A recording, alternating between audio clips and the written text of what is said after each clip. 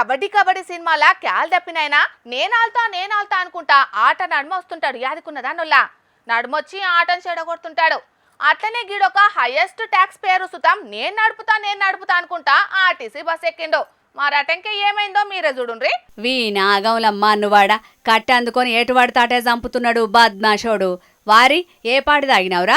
నిన్ను కాకులు గద్దలు ఎత్తుకపోను నీ దౌడల దగ్గర వాడా బద్మాషోడా. తాగితే ఏం చేస్తున్నావు? ఏరకైతే లేదురా వారి నీకు?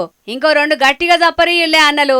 మాయసూతం 2 గట్టిగా అందుకోర్రి. కరీంనగర్ జిల్లా హుజూరాబాద్ బస్టాండ్ల గీ తాగుబోతోడు నిషామైకంలో ఇంత ఆగం పని ముంగటేసుకున్నాడు. బస్సోటి పాయింట్ మీదకి వచ్చిందట. డ్రైవర్ అన్న ఒంటికి పోదామని దిగంగానే ఈడు లటక్కున పోయి డ్రైవర్ అన్న సీట్లకెక్కి కూసున్నాడట.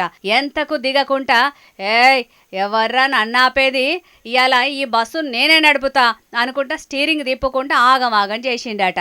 ఇక చుట్టుముట్టున్నోళ్ళంతా కలిసి తాగుబోతోని మెల్లగా కిందికి దింపితే ఓ బడితే దొరకబట్టుకొని డ్రైవర్ అన్న మీదికి పోయిండు. నన్నే దింపుతావా అన్నట్టే అన్నను 2 సప్ప చంపిండు.